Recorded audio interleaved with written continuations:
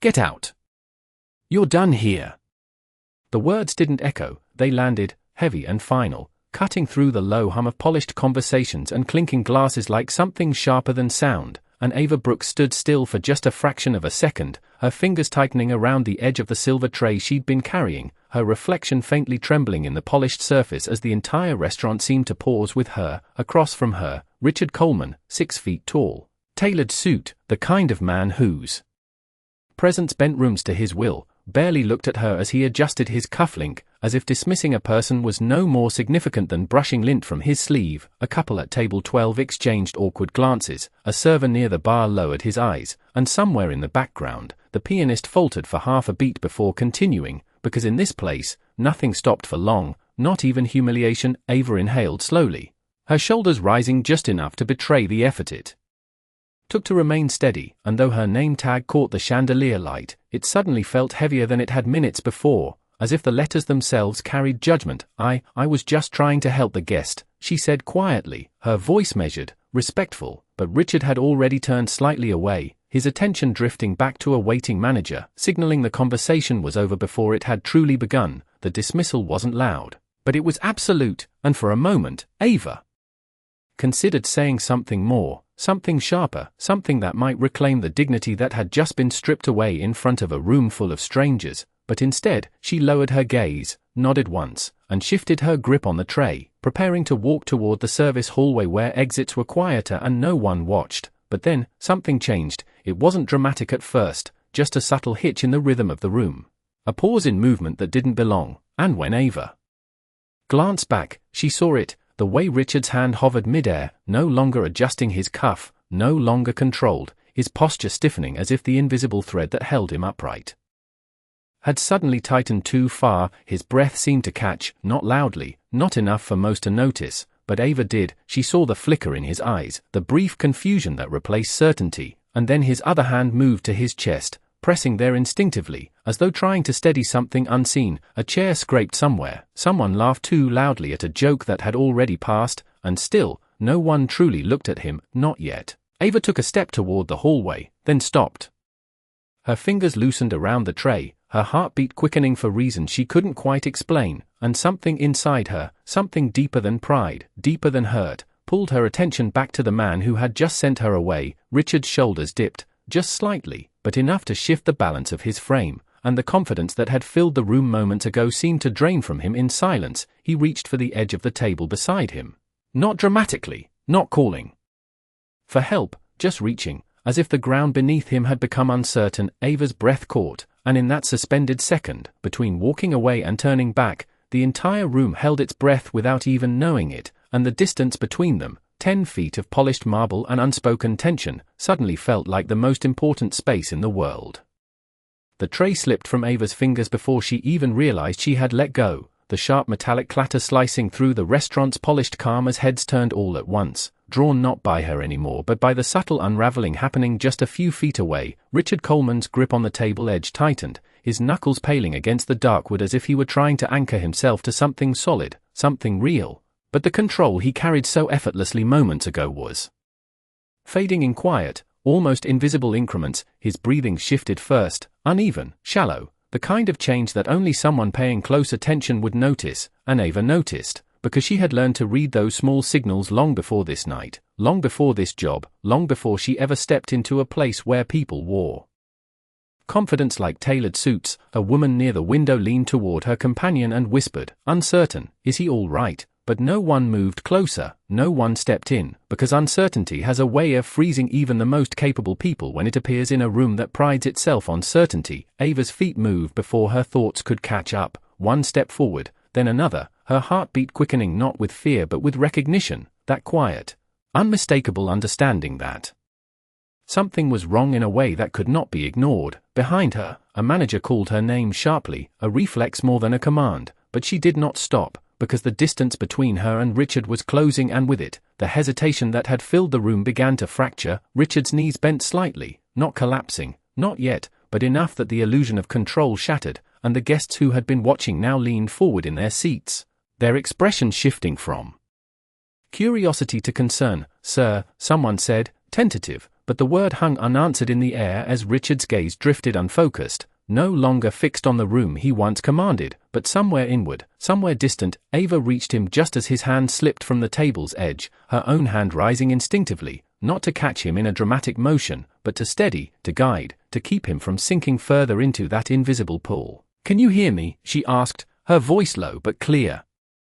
cutting through the growing noise around them, and for a brief second, his eyes met hers again, confusion flickering there. The same man who had dismissed her now looking at her as though she were the only fixed point left. "Call for help," she said, louder this time, not looking away from him, and something in her tone shifted the room, turned observers into participants as phones were pulled out, voices overlapping, urgency finally breaking through hesitation. Ava adjusted her position, lowering herself beside him with careful precision, her movements controlled, practiced in a way that did not belong to someone who had just been standing with a serving tray minutes ago, and though her hands were steady, her mind moved quickly, recalling steps, timing, everything she had once trained for but never imagined using here. The restaurant's soft lighting now felt too bright, too sharp, reflecting off polished surfaces that no longer mattered as the rhythm of the room changed entirely, every sound bending toward the moment unfolding on the floor. "Stay with me," she said quietly, not as a plea but as a command wrapped in calm. And though Richard could not fully respond, something in his expression shifted, as if the sound of her voice was enough to hold him just a little longer in the space between slipping away and holding on. And as the distant wail of sirens began to rise somewhere beyond the city's hum, Ava knew that what happened in the next few moments would decide everything, not just for him, but for the strange, unspoken connection that now bound them in the center of a room that would never feel the same again.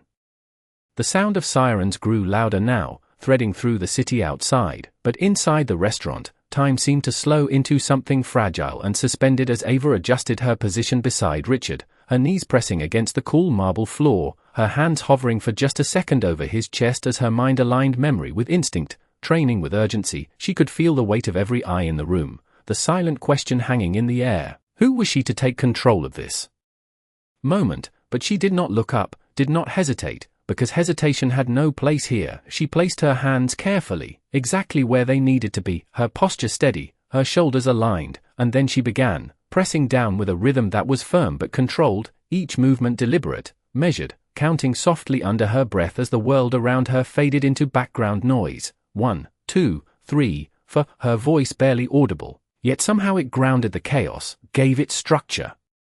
Something people could follow. A man nearby fumbled with his phone, his voice shaking as he spoke to emergency services, repeating the address twice before getting it right, while another guest stepped back, hand over her mouth, unable to look away. Ava continued, her focus unwavering, her breathing syncing with the motion, her mind scanning for any sign, any response. "Stay with me," she said again, quieter now, as if the words themselves could reach him somewhere deeper than sound. Richard's face remained still, the sharp lines of authority softened into something unguarded, something human, and for the first time since she had known him, he looked like a man stripped of everything except the simple need to hold on. Ava adjusted slightly, listening, watching.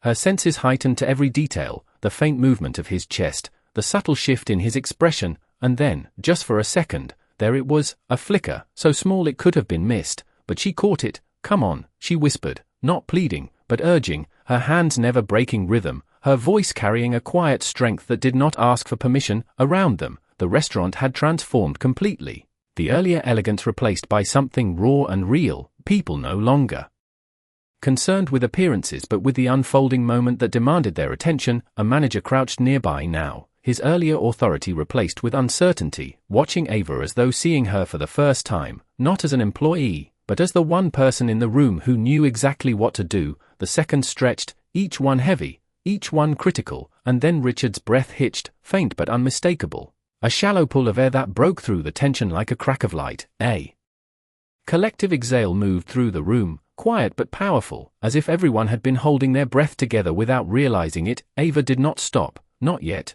her hands continuing, her focus unbroken, because she knew that one breath was not enough, not until help arrived, not until he was safe beyond this fragile edge. She leaned closer, her voice steady again, "You are not done yet," and though he could not fully respond, something shifted in the space between them, something that neither of them could have named in that moment, but that would not be forgotten. Outside, the flashing lights began to reflect through the tall glass windows, painting the room in pulses of red and white, and as the sound of approaching footsteps and urgent voices neared, Ava allowed herself one brief glance upward, not for recognition, not for approval, but simply to confirm that the world was finally catching up to what she had already known from the start, that this moment mattered, and that walking away had never truly been an option. The doors burst open with a rush of cold night air and flashing red light spilled across the polished floor as two paramedics moved quickly into the room, their presence cutting through the tension with practiced urgency, their voices calm but firm as they assessed the scene in seconds. "What have we got?" one of them asked, already kneeling beside Ava, who did not look up immediately, her hand still steady, still working. Her focus locked on the rhythm she refused to break until she was told to. "He lost responsiveness about a minute ago." Shallow breathing returned briefly, she said clearly, her voice controlled despite the weight of the moment, and the paramedic nodded, surprised for just a fraction of a second at the precision in her tone before shifting seamlessly into action. "You did good," he said, not as a compliment, but as a recognition, as he gently signaled for her to move aside. And for the first time since she had stepped forward, Ava paused, her hands lifting slowly.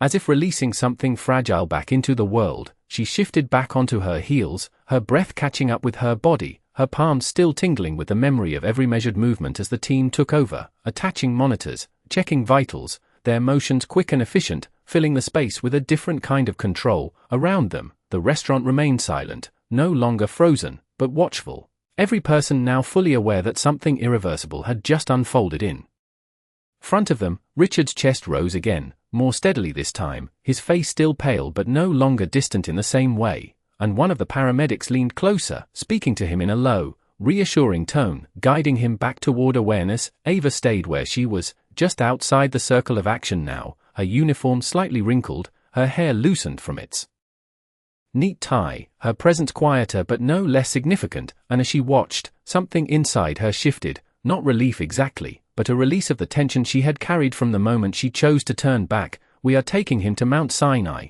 the paramedic announced to the manager, who nodded quickly, his earlier composure replaced with something closer to humility, his eyes flicking briefly toward Ava as if trying to reconcile what he had just witnessed with the role he thought she held. A stretcher was brought in, the soft wheels gliding across the marble as Richard was carefully lifted, the movement coordinated, respectful, and as they prepared to move him, his eyes opened again, more fully this time, scanning the room in fragments, disoriented but searching. For a brief second, his gaze landed on Ava, and though he could not speak clearly, something passed between them, something unspoken but undeniable, a recognition not of status or position, but of presence, of the fact that in his most vulnerable moment, she had been the one who stayed. Ava did not step closer, did not interrupt, she simply held his gaze for that second, steady and calm, before the motion of the stretcher carried him away, through the open doors, into the flashing lights and the waiting ambulance outside. The sound of the doors closing echoed softly, and just like that, the center of the storm moved beyond the walls of the restaurant,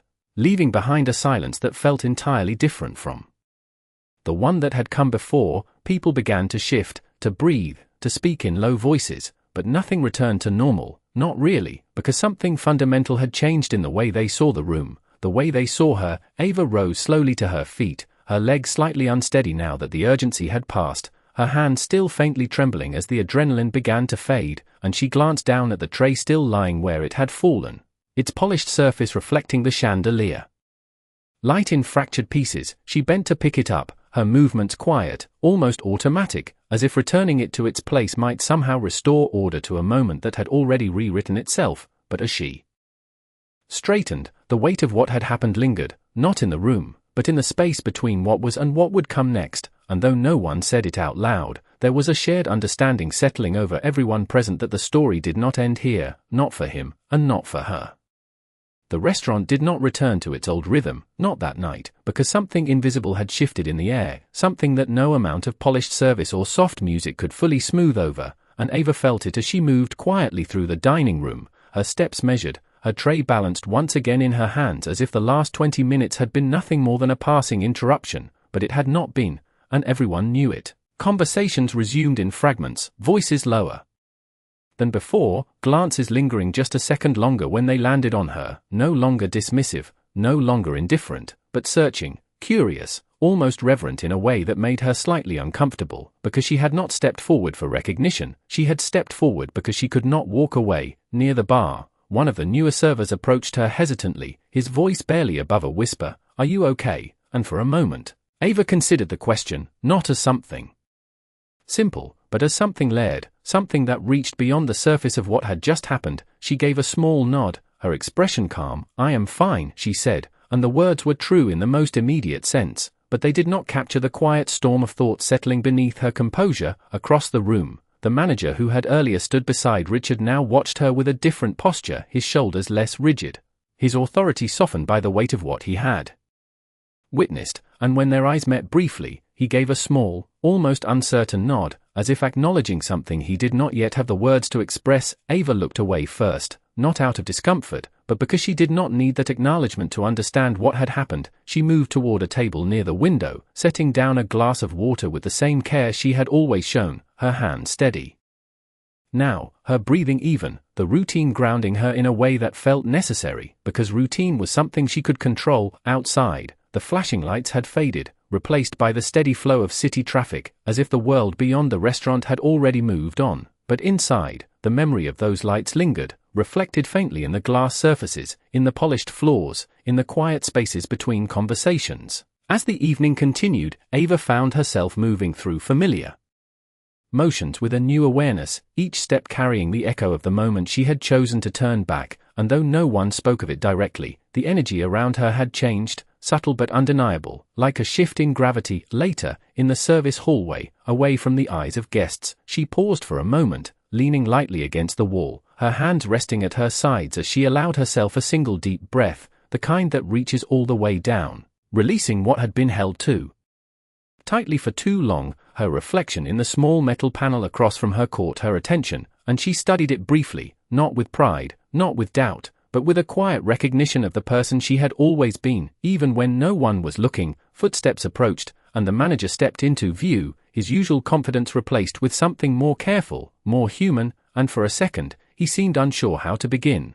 His words forming slowly. "Ava, about earlier," he started, then paused, searching for the right way to continue, but Ava lifted her hand slightly, not to interrupt, but to gently stop him. "He is going to be okay," she said, her voice steady, and though it was not the response he had expected, it shifted the conversation entirely, redirecting it away from apology and toward something simpler, something that mattered more in that moment. He nodded, understanding settling in his expression, and as he stepped back, leaving her once again in the quiet of the hallway, Ava straightened, adjusted her uniform, and returned to the dining room, not as someone changed by the event, but as someone who had simply revealed what had always been there, even if it had taken a moment like this for others to finally see it. And somewhere across the city, in the back of an ambulance moving through the night, a man who had built his life on control was beginning to understand that the most important moment of his life had come from the one person he had overlooked, a realization that had only just begun to take shape, and one that would not leave him unchanged.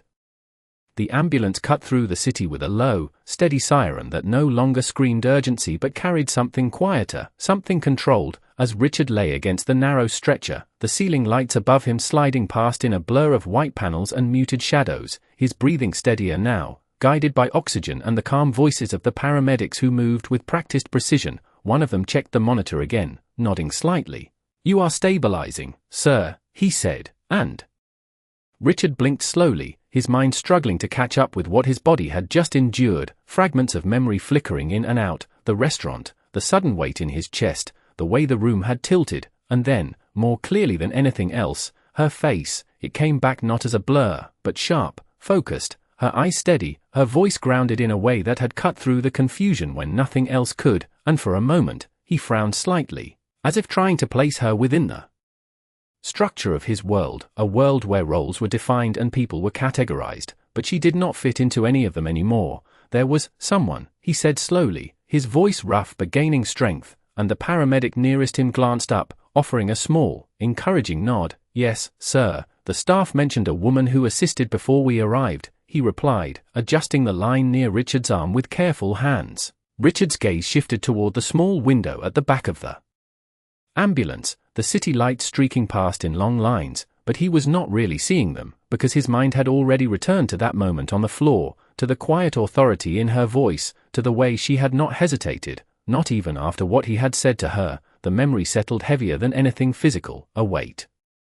Not in his chest but somewhere deeper, somewhere harder to ignore. She stayed, he murmured, almost to himself, and the paramedic paused for just a second, recognizing something in the tone, something that went beyond simple observation. That is what matters, he said gently, not pushing further, but allowing the thought to sit where it needed to. The ambulance slowed as it approached the hospital entrance, the shift in motion subtle but noticeable. And outside, the bright emergency lights replaced the moving cityscape with something fixed and immediate. Inside, Richard closed his eyes briefly, not from exhaustion, but from the sudden clarity that came with that single realization, that the one person he had dismissed without a second thought had been the one who chose not to walk away. The doors opened with a rush of cool air and controlled movement as hospital staff stepped in, their voices coordinated, their questions precise, transferring him from one set of hands to another without breaking the rhythm of care. And as he was wheeled through the automatic doors, the brightness of the hospital lights filled his vision, stark and unfiltered, leaving no room for distraction. "Stay with us, sir," a nurse said, her tone steady, and he nodded faintly, but his thoughts were already moving somewhere else, retracing the moments he had not understood before, the way her voice had sounded, the calm certainty in it, the absence of hesitation where he himself had been lost. The corridor stretched ahead, long and white, lined with doors and quiet urgency, and as the stretcher moved forward, Richard felt the structure of his world shifting, not dramatically, not all at once, but in small, undeniable ways, like pieces being rearranged into something that made more sense than before. Somewhere between the entrance and the room they were preparing for him, he opened his eyes again, more focused now, and the first complete thought that settled clearly in his mind was not about his condition, not about his schedule, not about the business he had left behind, but about her. "Find her," he said, the words quiet but firm enough to carry meaning, and though the nurse beside him only nodded without context, the request marked something that had not existed before, a shift from control to recognition, from dismissal to something else entirely, something that had just begun to take shape. And as the doors to his room opened and the motion slowed, Richard understood, perhaps for the first time, that whatever came next would not be defined by what he had built, but by what he had almost lost, and who had chosen to bring him back.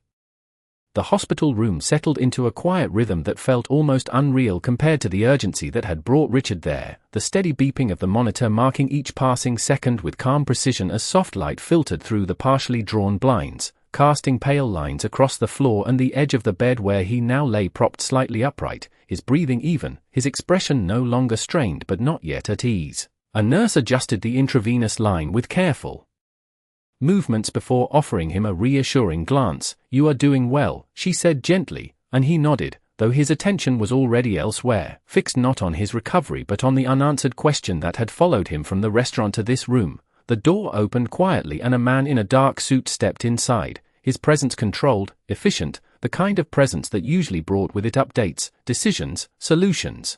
And he moved closer with a tablet in hand, his voice low and professional. "Mr. Coleman, we have informed the board that you are stable, and your schedule has been cleared for the next 48 hours, he said, pausing briefly as if waiting for acknowledgement, but Richard did not respond immediately, his gaze still distant, focused on something that could not be summarized in a report or resolved with a rescheduled meeting. "Did you find her?" he asked instead, his voice steady but carrying a weight that shifted the tone of the room. And for the first time since entering, the assistant hesitated, just slightly, as if recalibrating the priorities he had assumed would matter most. "We are looking into the staff present at the time of the incident," he replied carefully, scrolling through information that suddenly felt insufficient. "We will identify her shortly," but Richard's eyes sharpened, not with impatience, but with clarity. "Not shortly," he said, his tone still calm but unmistakably firm. "Now," and the simplicity of that word carried more urgency than anything the assistant had expected to hear in this setting.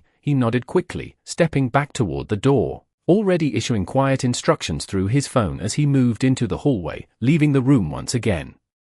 In silence, Richard exhaled slowly, his gaze drifting toward the window, where the city stretched out below in its usual patterns of movement and light, unchanged by what had happened. And yet for him, everything felt different, not in a dramatic way, but in a way that settled beneath the surface, altering the way he saw even the smallest details. He closed his eyes briefly, not out of fatigue, but to hold on to the memory before it blurred. The sound of her voice, the steadiness in it, the absence of hesitation, and the quiet certainty that had anchored him when everything else had slipped. Minutes passed, measured by the steady rhythm of the monitor, until the door opened again, this time with less formality, the assistant returning with a different expression, one that carried both information and something else, something closer to understanding. "Her name is Ava Brooks," he said, stepping forward, and for a moment, the name seemed to settle into the room, simple, clear, carrying more significance than any title or position. Richard repeated it quietly, as if confirming it for himself, "Ava Brooks," and the assistant continued, "She is no longer on the schedule," he added, choosing his words carefully, but the implication was clear, and Richard's gaze shifted back to him, steady and direct. "She should not have been removed," he said, not as a question, but as a statement, one that carried both recognition and something that bordered on regret. The assistant nodded, adjusting his stance slightly. "We can arrange for her to be contacted," he offered, but Richard shook his head once, slowly. "No," he said, his voice quieter now but no less certain, "I will go to her." And the shift in those words, from summoning to seeking, changed something fundamental in the room. Outside, the hallway remained calm, the hospital continuing its quiet work, unaware that within that room, a man who had always expected the world to come to him had just made a decision that would take him somewhere entirely different, guided not by power or obligation, but by the simple, undeniable need to face the person who had chosen to stay when he had given her every reason to leave. Morning light came softly through the hospital window, pale gold against white walls, and for a moment it made everything look almost ordinary, as if the night before had been nothing more than a distant interruption. But Richard Coleman knew better, because the quiet in the room felt different now, heavier with thought, sharper with clarity. He sat upright, the blanket folded neatly at his waist, the monitor beside him still marking a steady rhythm. But his attention was no longer on the machines or the reports placed neatly on the side table. It was fixed on a single name that had not left his mind since he heard it spoken aloud. "Ava Brooks." He repeated it again, quietly this time, as if grounding himself in the reality that she was not just a moment, not just a figure in a memory, but a person he could find, someone he needed to face. The door opened and the assistant returned once more, carrying a folder instead of a tablet this time, his expression more measured, more aware of the shift that had taken place in his employer's priorities. "We located her address," he said, placing the folder on the table, careful not to assume anything beyond that, and Richard reached for it without hesitation, his movements slower than usual but deliberate, every action carrying a weight that had not been there before. Inside, the information was simple, almost stark in its brevity: a name, a street, a small apartment building listed in a part of the city far removed from the polished streets he was accustomed to. And as he read it, something tightened in his chest again, not physical this time, but something deeper, something closer to realization. He closed the folder gently, his gaze lifting toward the window again, where the city stretched out in layers of glass and steel, wealth and struggle woven together in ways he had rarely considered. "Have the car ready," he said, his voice calm, but carrying a direction that needed no elaboration, and the assistant hesitated for just a fraction of a second, not in defiance, but in concern. "The doctor's recommended rest," he said carefully, choosing his words with precision. But Richard shook his head once, not dismissive, but certain. "I have rested enough," he replied, and the simplicity of that statement carried more truth than anything else he had said since waking. Minutes later, the room filled with quiet activity, a nurse checking his vitals one last time, confirming what they already knew, that he was stable, that he could leave under observation, that his recovery would continue beyond these walls. As he stood for the first time since arriving, the movement felt unfamiliar, his body reminding him of its limits, but his focus did not waver, not even for a second. The hospital corridor stretched ahead, long and bright, but it no longer felt like a place of pause. It felt like a transition, a space between what had been and what needed to happen next. Outside, the car waited, sleek and silent, the driver standing by the door. And as Richard stepped into the morning air, the city greeted him with its usual energy. Unaware of the quiet shift taking place within him, the drive was not long, but it felt different from any he had taken before, each block revealing a side of the city he rarely saw,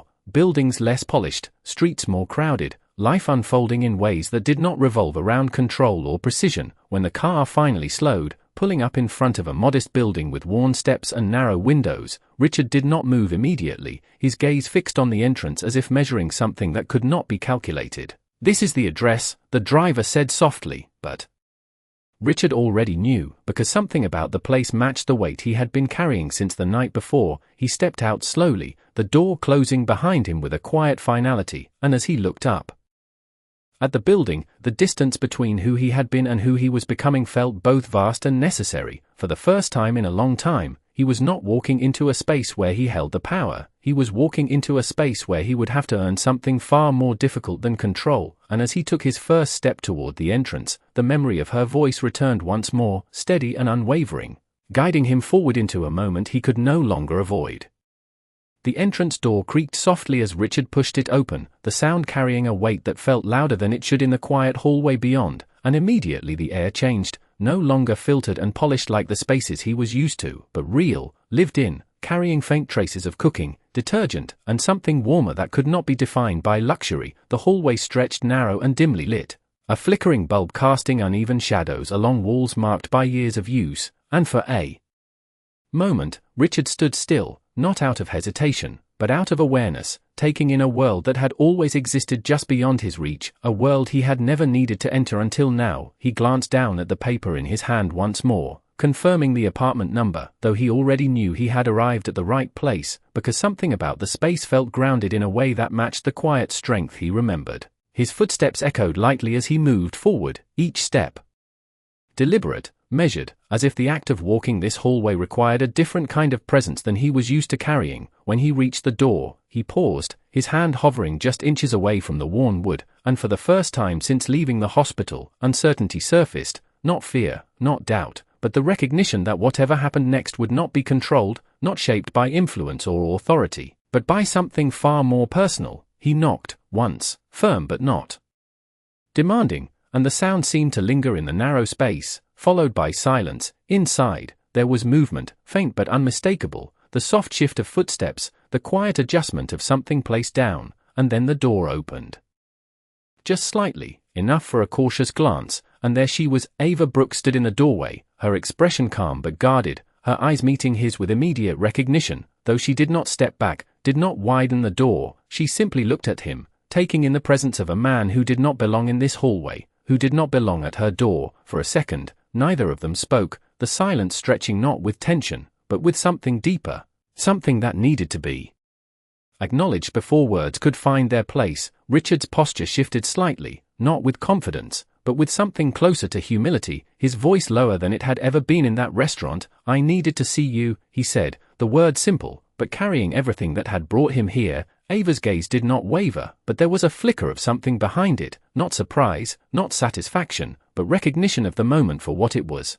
A crossing of worlds that did not usually meet like this. "You are okay," she said, her voice steady, not as a question, but as a confirmation, and Richard nodded once. "Because of you," he replied, and the truth in that statement settled into the space between them, undeniable, unembellished. Ava opened the door a little wider then, not as an invitation exactly, but as an acknowledgement that the conversation could continue, and as Richard stepped just inside, the room revealed itself in quiet detail, small but cared for, a modest table near the window, a stack of books neatly arranged, a kettle resting on a stove that had seen years of use, everything simple, everything intentional. He took it in without judgment, without comparison, because for the first time, those measures no longer mattered, and when he looked back at her, standing there with the same steady presence she had carried the night before, he understood that this moment was not about what he could offer, but about what he needed to face. "I owe you my life," he said, the words measured, not dramatic, but grounded in something real, and Ava shook her head slightly, not dismissing the truth,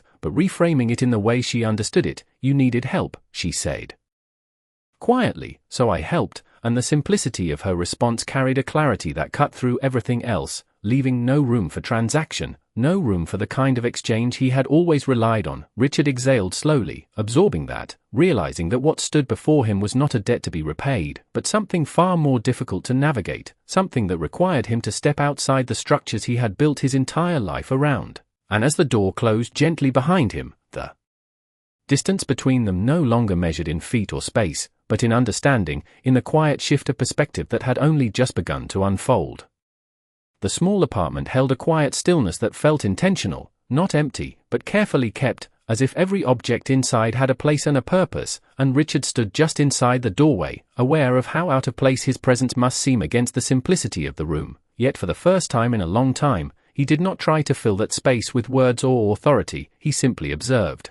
Allowing the silence to settle between them in a way that felt necessary, Ava moved toward the small table near the window, her steps unhurried, her posture composed, and she gestured lightly toward a chair, not formally, not as a host would in a polished setting, but as someone offering a moment of respect, and Richard took the seat without hesitation, his movements quieter than usual, as if matching the tone of the space around him. For a moment, neither of them spoke, the faint sound of the city drifting in through the window, distant traffic, a passing voice, life continuing just beyond the walls, and then Richard leaned forward slightly, his hands resting together, his gaze steady but no longer commanding. "I have spent years making decisions that affect hundreds of people," he began, his voice measured, reflective, "but last night, I could not even control a single moment of my own life," and the admission hung in the air, raw in its honesty, stripped of the confidence that had defined him before. Ava listened without interruption, her expression calm, not surprised, not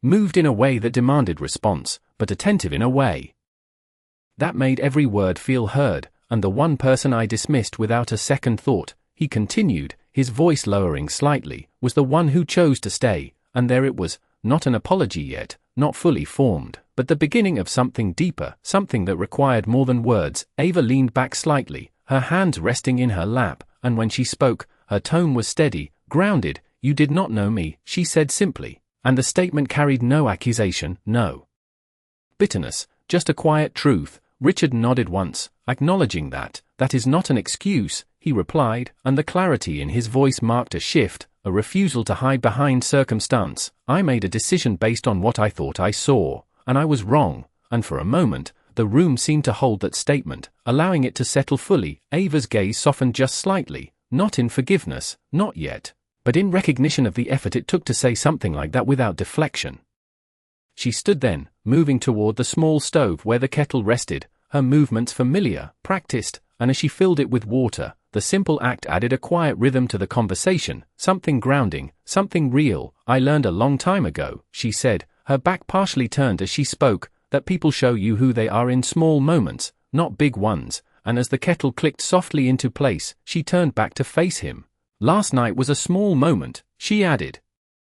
And the meaning behind her words was clear, not diminishing what had happened, but placing it within a larger context, one that extended beyond a single event. Richard absorbed that, his gaze steady, understanding that what he had experienced as something life-changing might, for her, be part of a pattern, part of a life shaped by many such moments. "Then I would like the chance to show you something different," he said, the words careful, not rushed, and Ava studied him for a second longer, measuring not the words themselves, but the intention behind them, the consistency she would expect if they were to mean anything at all. The kettle began to hum softly, building toward a quiet whistle, and as Ava reached to turn it off, the sound faded, leaving behind a stillness that felt more complete than before. She poured 2 cups of tea, setting one in front of him without ceremony, and as he looked down at it, then back at her, he realized that this was not about repayment, not about balance, but about something far more difficult to earn, something that could not be offered in a single gesture. And as the steam rose gently between them, the space in the room shifted once more, no longer defined by what had happened, but by what might come next, if he proved himself worthy of the chance she had not yet decided to give. The steam from the tea curled gently into the air between them, soft and unhurried, and for a while neither of them spoke, not because there was nothing left to say, but because what remained required something deeper than quick answers, something that could not be rushed or neatly resolved in a single conversation. Richard wrapped his hands around the cup, feeling the warmth settle into his palms, grounding him in a way that felt unfamiliar but steady. And as he looked up at Ava, he realized that this was the first time he had ever sat across from someone without an agenda, without an outcome already mapped in his mind. "I built my life on certainty," he said after a moment, his voice quieter now, reflective rather than declarative, "on knowing what something is worth the moment I see it." And he paused, the weight of his own words becoming clearer as he spoke them aloud. "And last night showed me how wrong that can be." And the honesty in that statement did not seek sympathy, it simply existed, plain and unguarded. Ava listened, her gaze steady, not interrupting, not guiding, just present in a way that allowed the silence to remain a part of the conversation rather than something to fill. "You saw what you expected to see," she said finally, her tone even, not dismissive, but precise,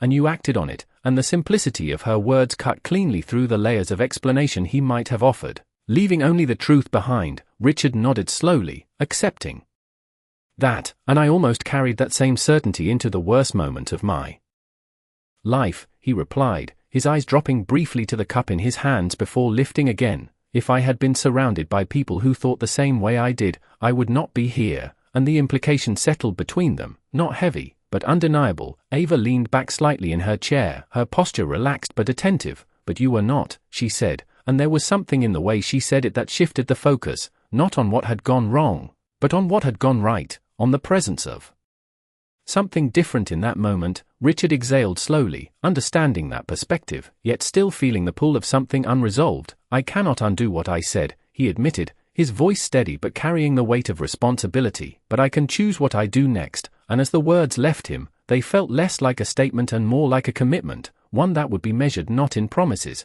but in actions. Ava studied him for a moment longer, her expression thoughtful, not skeptical, but not easily convinced either, and when she spoke, her voice carried a quiet clarity that did not need emphasis. "People say that a lot," she said, "usually when they realize they were wrong," and there was no bitterness in her tone, only experience, only the accumulation of moments that had shaped her understanding of how change truly worked. Richard did not argue that, did not try to separate himself from the pattern she described, because he knew he had no right to do so yet.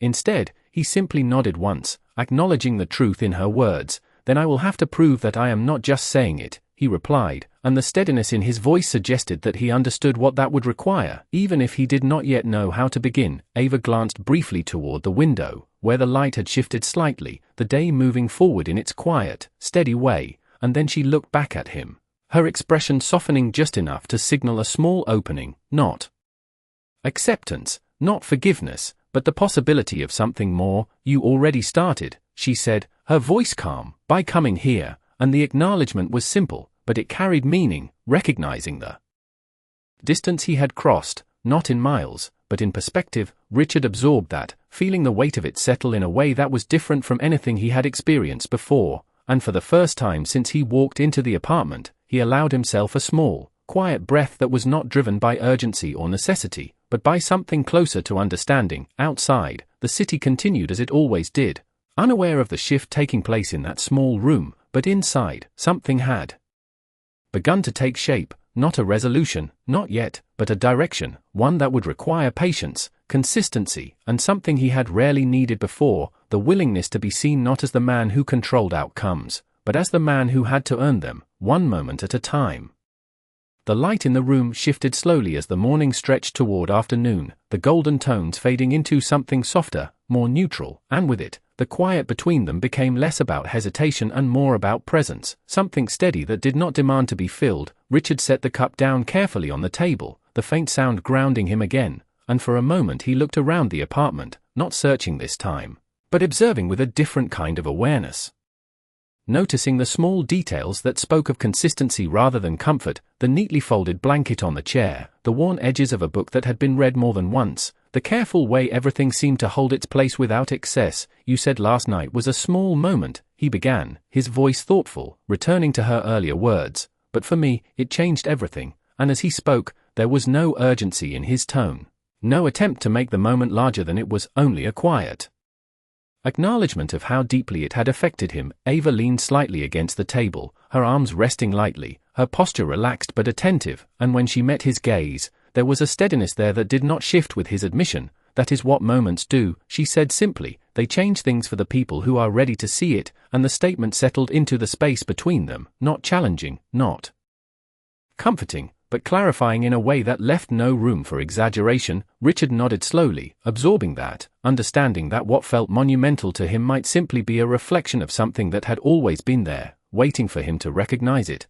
"I do not want this to be temporary," he said after a pause, his words deliberate. "I do not want to walk away from this and go back to the way things were," and as he spoke, there was something new in his voice, not the confidence of control, but the sincerity of someone stepping into unfamiliar ground. Ava watched him carefully, her expression thoughtful, not dismissive, but not easily convinced either, because she had heard variations of that before, words shaped by realization that did not always survive beyond the moment that created them. Then do not, she replied, her tone even, but understand that change is not something you decide once.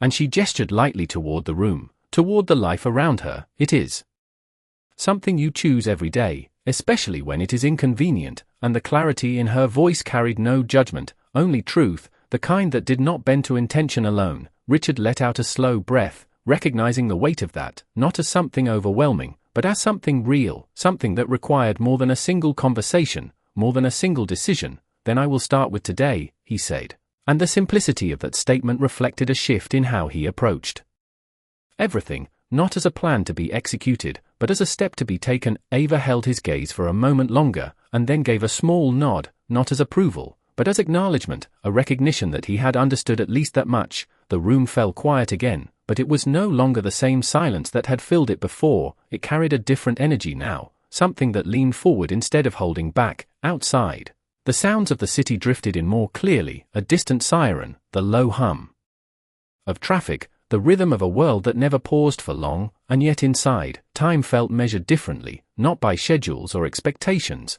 but by the steady unfolding of something that neither of them needed to rush. Richard stood slowly, not because he was leaving the moment behind, but because he understood that this conversation was not meant to end here, that what mattered now would happen beyond these walls, in the choices that followed. He looked at Ava once more, not with the distance that had once defined their interaction, but with something closer to respect, something earned in a way that could not be undone. Thank you, he said.